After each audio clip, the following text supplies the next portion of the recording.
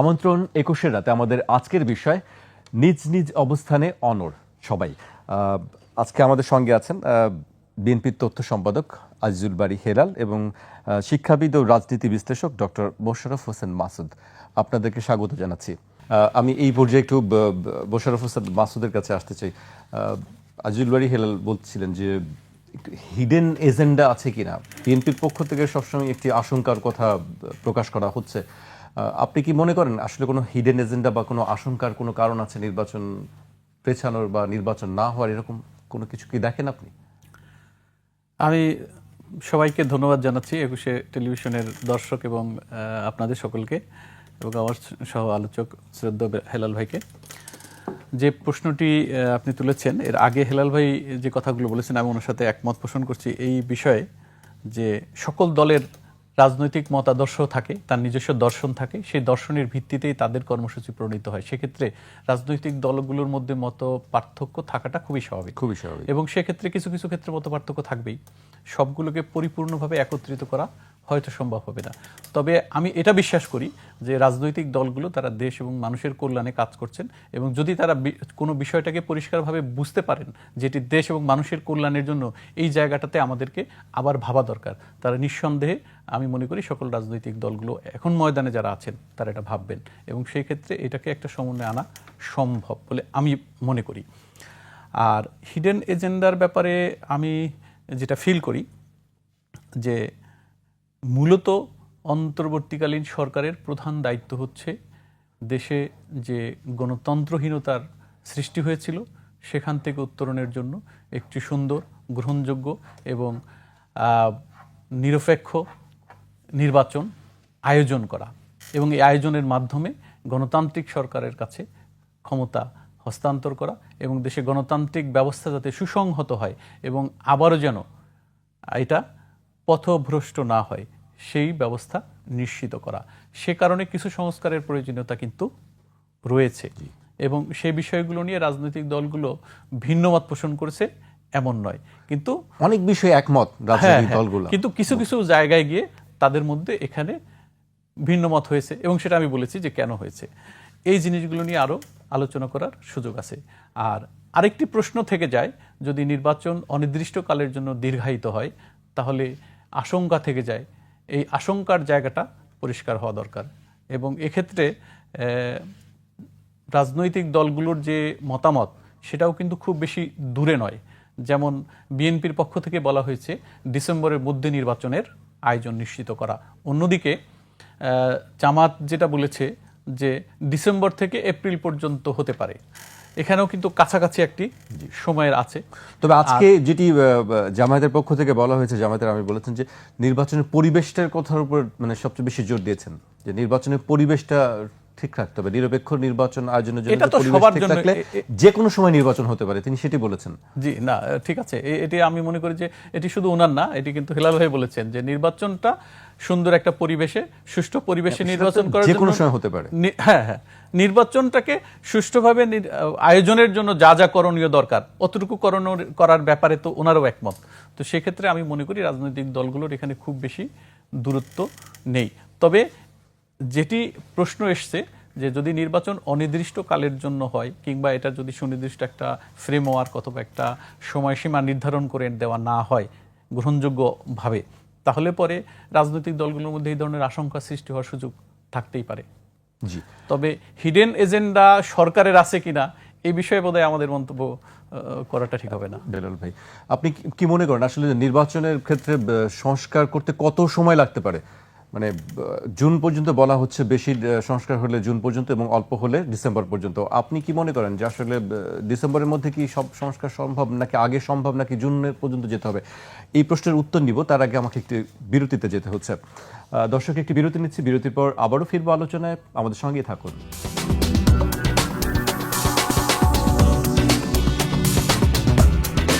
বিরতির পর আবারও স্বাগত, আপনারা দেখছেন ২১-এর রাত। আমাদের সঙ্গে আছেন বিএনপির তথ্য সম্পাদক আজিজুল বারী হেলাল এবং শিক্ষাবিদ ও রাজনীতি বিশ্লেষক ডক্টর মোশাররফ হোসেন মাসুদ। আপনার কাছেই আমার প্রশ্ন ছিল বিরতিতে যাবার আগে, যে আসলে সংস্কার মোটা দাগে একটি নির্বাচন, সুষ্ঠু নির্বাচন করার জন্য সংস্কার করতে গেলে সেটি কত সময়ের মধ্যে করা সম্ভব বলে মনে হয় আপনার কাছে? আসলে এই বিষয়ে এরকম ধরাবাঁধার সময় নির্ধারণ করে বলা তো আমাদের জন্য, মানে আমার জন্য মুশকিল। তবে আমি যেটা মনে করি যে সংস্কার প্রক্রিয়াটা যতটা দ্রুত গতিতে শুরু করার প্রয়োজন ছিল, সেক্ষেত্রে আমার কাছে মনে হয়েছে যে এই প্রক্রিয়াটা কিছুটা ধীর গতিতে যাচ্ছে। সামগ্রিকভাবে এটিকে এক্সেলারেট করা দরকার এবং দ্রুত গতিতে সম্ভাব্য কম সময়ের মধ্যেই সরকারের উচিত সংস্কারের মৌলিক জায়গাগুলোকে সম্পন্ন করা। গতকালকে জামায়াত ইসলামের পক্ষ থেকেও একটি কথা বলা হয়েছে যে জুলাইয়ের মধ্যে সংস্কার হতে পারে, এরকম একটি কথা কিন্তু আমরা দেখেছি। এটা আমি আগে বলেছি যে রাজনৈতিক দলগুলো যার যার অবস্থান থেকে তাদের মতামত দিয়েছে। যেমন বিএনপি বলছে যে আমরা মনে করি ডিসেম্বরের মধ্যে এটা হতে পারে, আর জামায়াত ইসলামী তারা মনে করেছে, তারা কিছুটা ফ্লেক্সিবল থেকে মনে করেছে যে এটা হয়তো সর্বোচ্চ এপ্রিল পর্যন্ত লাগতে পারে, তো তার আগে এপ্রিলের আগেই শেষ হয়ে যেতে পারে। এটা হচ্ছে তাদের বক্তব্য। তবে আমার কাছে মনে হয় যে স্বল্প সময়ের মধ্যেই এই জিনিসগুলো সম্পন্ন করে মানুষের প্রত্যাশার সাথে সমন্বয় রেখেই সরকারের উচিত হবে দ্রুত নির্বাচনের দিকে এগিয়ে যাওয়া। জি, আরেকটি বিষয়ে তার সঙ্গে যোগ আছে, যেটি হচ্ছে যে জুলাই সনদ। আজকে যে বিষয়টি দিয়ে কথা বলেছেন জাতীয় ঐক্যমত্য কমিশনের সহসভাপতি আলী রিয়াজ বলেছেন যে জুলাই সনদে কোন বিষয়গুলো থাকবে সেটি ঠিক করতে হবে। আসলে রাজনৈতিক দলগুলো সেই সিদ্ধান্ত নেবে, আসলে তাদের মতামতের ভিত্তিতেই হয়তো কি থাকবে কি থাকবে না সেটি। আপনি কি মনে করেন আসলে জুলাই সনদে কি কি জিনিস থাকা উচিত বলে মনে হয়? সুনির্দিষ্টভাবে না বলে আমরা যদি সামগ্রিকভাবে বলি, তাহলে প্রথমত নির্বাচন সংশ্লিষ্ট বিষয়গুলোকে যাতে একটি নিরপেক্ষ নির্বাচন হয় এবং পরবর্তী নির্বাচনটাও এই আগের সরকার দ্বারা প্রভাবিত না হয়, যেটা অতীত হয়েছে। এইভাবে নির্বাচন ব্যবস্থাকে, নির্বাচন কমিশন এবং সামগ্রিকভাবে এর সাথে যতগুলো মেকানিজম আছে সেগুলোকে একটা ফ্রি ফেয়ার জায়গায় নিয়ে আসার জন্য যে ঐক্যমতের ভিত্তিতে যে সংস্কারগুলো দরকার সেগুলো প্রাধান্য দেওয়া দরকার।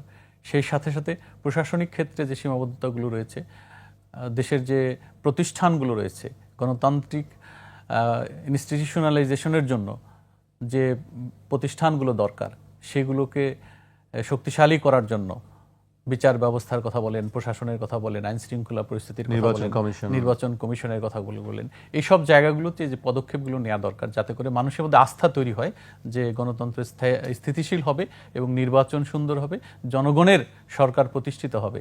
এবং সেই ধরনের একটা অবস্থা যদি তৈরি হয় তাহলে পরে ওই পর্যন্ত সংস্কার করে নির্বাচনের দিকে যাওয়া সম্ভব বলে আমি মনে করি। আপনি খুবই চমৎকার কথাগুলো বলেছেন। রাজনৈতিক দলগুলো নিশ্চয়ই এই বিষয়গুলো কেউ দ্বিমত করবে না। আচ্ছা, আমরা এবার একটি অন্য প্রসঙ্গে আসি। আমরা একটি নগর ভবনের দিকে দৃষ্টি দিতে চাই। ডক্টর মোশাররফ হোসেন মাসুদের কাছে জানতে চাই যে এই যে টানা 21 দিন ধরে যে নগর ভবনে অচল অবস্থা চলছে এবং মেয়র হিসেবে দায়িত্ব দেওয়ার জন্য ইশরাক হোসেনের সমর্থকরা আন্দোলন করছে, লাগাতার আন্দোলন, এই জায়গাটিকে আপনি কিভাবে দেখেন? আসলে সত্যি কথা বলতে এই বিষয়টি আমার কাছে একটি মানে গোলক ধাঁধার মতো মনে হয়, এই কারণে যে এই জনাব ইশরাক সাহেব উনি যে দাবিটা করেছেন আদালত এক ধরনের রায় দিয়েছে। সেই রায়টা ইমপ্লিমেন্টেশনের ক্ষেত্রে আবার একটা ভিন্ন পরিস্থিতি সৃষ্টি হয়েছে। এটি শুরু থেকেই একটি সুশৃঙ্খল উপায়ে সমাধানের দিকে এগিয়ে গেলে আমার মনে হয় যে সেটি ভালো হতো। আবার রায়ের ক্ষেত্রেও যেমন ঢাকাতে যে রায়টা হয়েছে, আবার বরিশালের রায়টা ভিন্ন হয়েছে, এই নিয়েও কিছু মতবিরোধ তৈরি হয়েছে। তো এই বিষয়গুলোতে আমি মনে করি যে যেহেতু আইনি প্রক্রিয়া এবং আদালতে বিচারাধীন বিষয়, এই বিষয়ে মন্তব্য আদালত কিন্তু এটি আবার নির্বাচন কমিশনের উপরে ছেড়ে দিয়েছে, যেটা সাংবিধানিক বিষয়, সেটি নির্বাচন কমিশনই দায়িত্ব সিদ্ধান্ত নেবে। এ বিষয়ে আপনি কি বলবেন?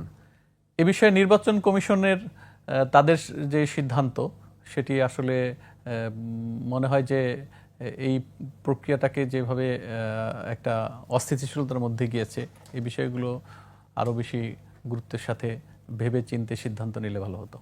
মানে আপনি মনে করছেন নির্বাচন কমিশন আসলে ঠিকভাবে তাদের দায়িত্ব পালন করতে পারেনি? আমি ঠিক এভাবে কমিশন সম্পর্কে বলতে চাচ্ছি না, তবে আমি মনে করি যে এই প্রক্রিয়াটা দেশের জন্য একটা ভালো ইনস্ট্যান্স তৈরি হয়নি।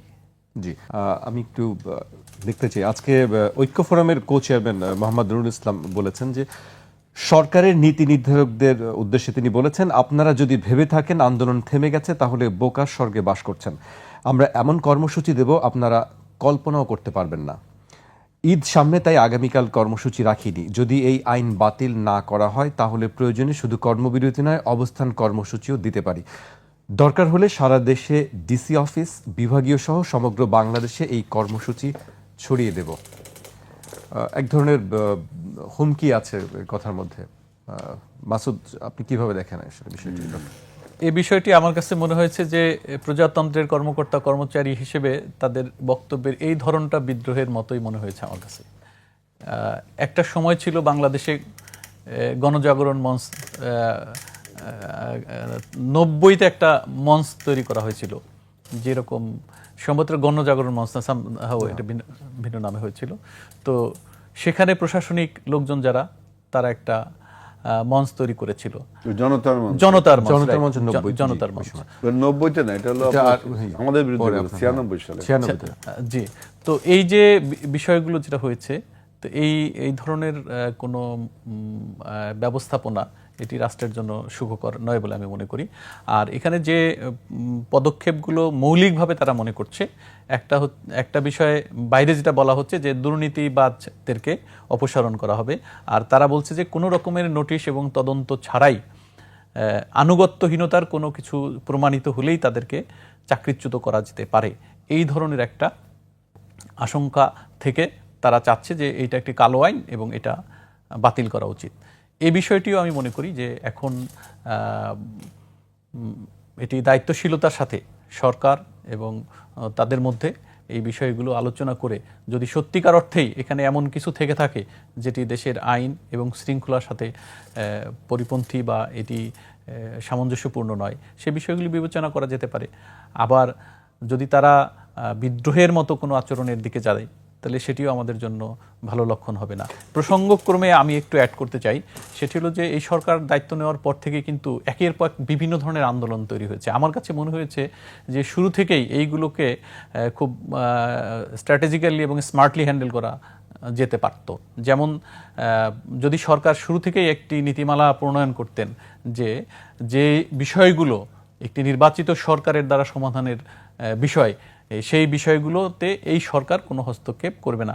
শিক্ষকদের যে সকল দাবি দেওয়া আছে, বিদ্যুৎ বিভাগের কর্মকর্তা কর্মচারীদের দাবি দেওয়া আছে, আর বিভিন্ন ধরনের দাবি দেওয়া, আনসারদের দাবি দেওয়া এসছে, এই বিষয়গুলো থেকে আগে থেকেই বলে দেওয়া যে এই বিষয়গুলো নয়, বরং প্রশাসন পরিচালনার ক্ষেত্রে বিগত সময়ে যে সকল বৈষম্যের কারণে সমস্যা তৈরি হয়েছে, সরকার যেটাকে প্রয়োজন মনে করবে সেখানে হস্তক্ষেপ করবে, কিন্তু এই আন্দোলনের সুযোগটা দেওয়া হবে না। তাহলে হয়তো আমার মনে হয় যে এই পরিবেশটা এত দূর নাও গড়াতে পারত বলে, এটা আমার একান্ত ব্যক্তিগত মত। জি, আমরা যেমন সচিবালয়ে দেখেছি ভেতরে মিছিল সমাবেশ করছেন।